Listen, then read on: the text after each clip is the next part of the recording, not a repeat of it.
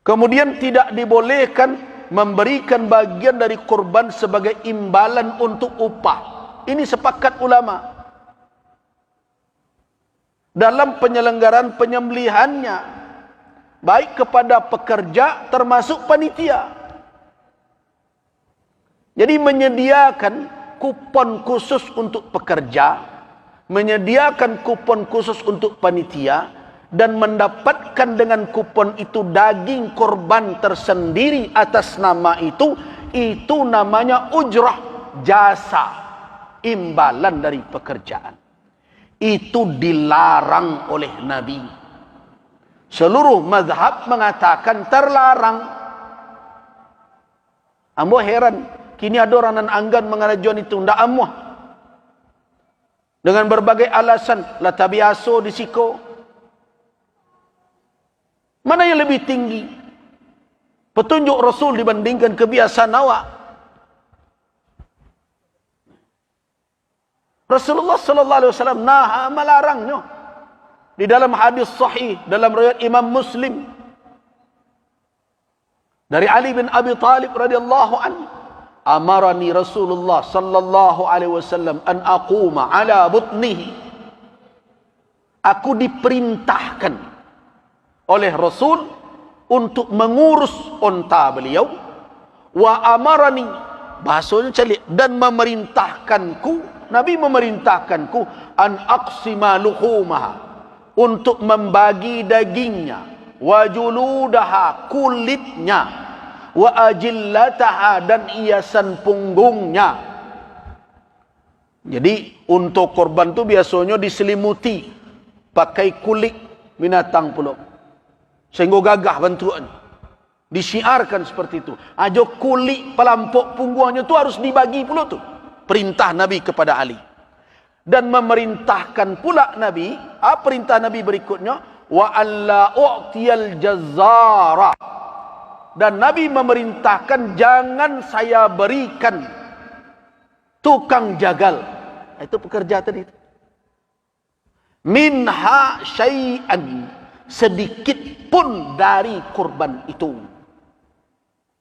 fi jizaratiha, dalam penyembelihan pengelolaannya itu. Wa qala, dan Nabi berkata, nahnu nu'tihi min indina, kami membayar dari kami agihkan dari kami, jadi itu agihkan. Di malai ragunya tu. Anak-anaknya kadang-kadang babawa istilah-istilah lain. Indak bu ya, kau gotong royong saja kau. Jadilah kau yo gotong royong. Kalau ndak dapat ndak dapat tu singguang wak. Tu ndak gotong royong namanya tu. Nah, kalau ado mendapat dek karena itu ujrah namanya tu. Terserahlah wak agih nama macam-macam. Kadang nama tu untuk mailak dari petunjuk Nabi. Wajar ndak itu umat Nabi Muhammad begitu? Oh ndak, kami sukarela saja. Kalau ndak diagi pak, ndak mau dah. Tu ndak sukarela namanya tu. Kalau ndak sukarela tu diagi ndak diagi ndak perlu liwat dah. Tapi ini kupon kau khusus kau untuk pekerja, kau untuk panitia. Mana kau mendapatnya? Karenanya pekerja. Boleh ndak awak dan ndak bekerja dapat kupon itu? Oh ndak bisa. Nah itu namanya ujrah. Kama seka dialih, kama seka diputar lalai. Hakikatnya itu jasa pekerjaan. Itu nan dilarang dek Rasul. Tapi bukan berarti orang itu ndak boleh mendapat upah. Boleh. Tapi indak dari korban tu. Nabi mengecekkan, nahnu nu'tihi, kami maginya. Nah berarti harus disediakan jasa itu oleh nan punya korban.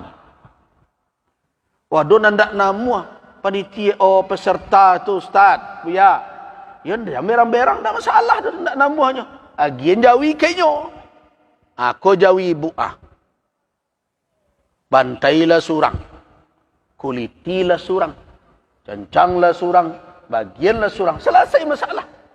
Karena nan tersuruh menyembelih, nan tersuruh menguliti, nan tersuruh membagikan sia. Orang yang berkorban bukan panitia. Panitia itu menjalankan berdasarkan amanah, berbentuk perwakilan. Kalau tidak namanya menanggung itu, berarti tidak bisa diterima perwakilannya. Jadi kadang-kadang awak tidak mempedomani petunjuk itu. Bakarih jo caru awak dengan berbagai alasan. Mana kau tidak sami'na wa ata'na sejawab? Nah, berikan jasa orang yang bekerja tadi. Lebihkan 1.000, 200.000 per orang, lah dapat berapa? Sudah hampir ratus. 100.000 saja lah 700.000 siku jawi. Berikanlah agak 300.000, 400.000. Berapa orang? Bisa pembali minyak dan berbagai macam. Tapi untuk jatah dia sebagai warga, berhaknya dapat. Karena itu bukan imbalan kerja. Silakanlah. Sebagai warganya berhak mendapat kupon biasa, silakan. Tapi atas nama pekerjaan dia tidak boleh menerima dari korban itu. Termasuk kulitnya. Nah ada juga nak bakare. Oh kami nak iyo daging. Boleh. Ada caranya. Lebihkanlah. Kadang korban ditampai itu sampai 10 ekor bagai. Kadang lebih 10 ekor. Kalau dilebihkan 100.000 surang untuk pekerja, seekor jawi berapa tu? 700. Kalau 10 berapa? 7 juta. Nah 7 juta tu balian jawi seekor. Kan dapat jawi seekor lagi. Tak perlu lo bersyarat umur dia tu. Karena nyo ndak untuk korban dah. Nah, sapi nan di Bali, jawi nan di Bali untuk pekerja tadi, bantai lo ketika itu. Nah, jadikan daging itu untuk upah. Tapi awak selamat dari larangan Nabi. Baitu bertakwa dalam beribadah. Berusaha untuk sam'an wa ta'atan. Itu takwa. Tapi kalau indak juga lah berbagai cara ditunjukkan, berarti kebangkangan kepada petunjuk syariat dan ada dalam diri itu. Boleh. Nak jawi ko solusinya. Bali lah jawi itu. Jo pitih upah kuah nalah disediakan dari peserta. 10 ekor jawi siko. Satu sapi 700.000. Karena lah dilabih 100 orang kan 7 orang. Kali 10 lah 7 juta. Balianlah jawi ke 4 juta kan cukup gadang jawi ni. Sembelih ketika itu. Daging dan jawi itu pakai untuk upah.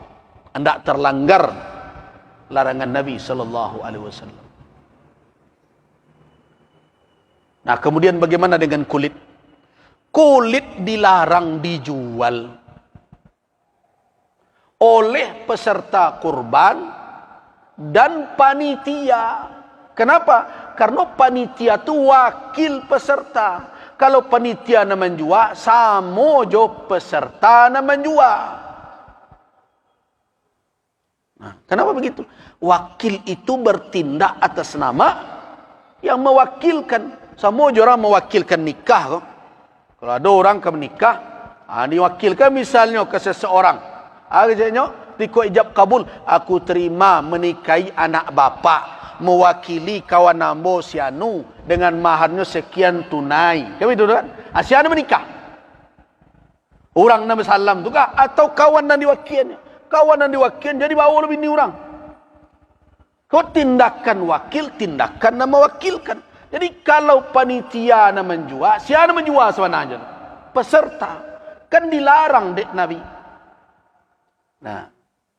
Di dalam hadis Abu Hurairah diriwayatkan oleh Al-Imam Al-Hakim An-Naisaburi. Imam Hakim mengatakan hadis ini sahih. Syalbani mengatakan hasan. Hadis ini bisa jadi hujjah. Man ba'a julda udhiyatihi, siapa yang menjual kulit korbannya, fala udhiyatalah. Tak ada korban tu inyo. Nah, tak ada yang keluar dari hukum itu melainkan sebagian dari kalangan Hanafiyah. Dan lain mengecekkan haram. Aman kawak paci. Tentu lebih kuat hukum dan mengecekkan dilarang. Tapi bajak kulit ko caranya. Nah, sederhana. Agihkan ke fuqara dan masakin. Yo mengapa magianyo dicancang? Mengapa dicancang? Agi secik-cik kenyo. Pilih orang fakir miskin nan mungkin yo samo dapat jo nalin 1,5 kilo atau 2 kilo atau 1 kilo. Tetapi keluarganya jauh lebih besar, kondisi lebih parah. Nah, agi kuah kulit Jawi. Nyo tanyo, kamangade ambo dak pandai memolahnya depak panitia. Nantilah kok tiba orang membeli jual dia awak. Orang yang menerima tidak dilarang menjual. Asalahnya. Kan masalahnya ndak buntu sadonyo. Cuma kadang perangai panitia ku ada ndak ke diatur-atur. Itu masalahnya. Itu masalahnya. Berarti ketundukan kepada petunjuk syariat nan ndak ada. Supaya lebih aman jalannya. Sudahlah, terima orang kau mari pak berapa orang? Aku kulit 10 pak 10 orang, ambil cik seorang. Kalau kami tu ada orang kembali kulit dah, pak lah tohnya dah sarah repak lah sinan. Kalau itu dilakukan melanggar tak? Tak ada melanggar. Kenapa? Karena orang sudah menerima berhak untuk menjual. Nan hebat bana kini kulit ko dijawi jo lai, ala dijualnya kurang. Lun tangga dari Jawi jualnya, terima biti. Dan berbagai macam. Nah, Bapak dan Ibu jamaah rahimakumullah. Banyak lagi sebenarnya yang perlu kita perbaiki. Cara pemberian. Kadang dek karano caru awak tu ada lu nandak tapi. Orang fakir, orang miskin nan tahari lah. Nanti lecehkan. Orang diaruk kadang-kadang berdasaknya. Basasaknya. Padahal kita harus menjaga. Sedekah itu jangan diiringi oleh adza. Oleh kalimat, sikap. Yang menyakiti orang yang menerima. Yang merendahkannya. Karena itu setiap tahun usahakanlah memperbaiki. Supaya ibadah awak itu tagak di atas ketakwaan. Itulah pesan nombor. Saya cukupkan sampai di situ.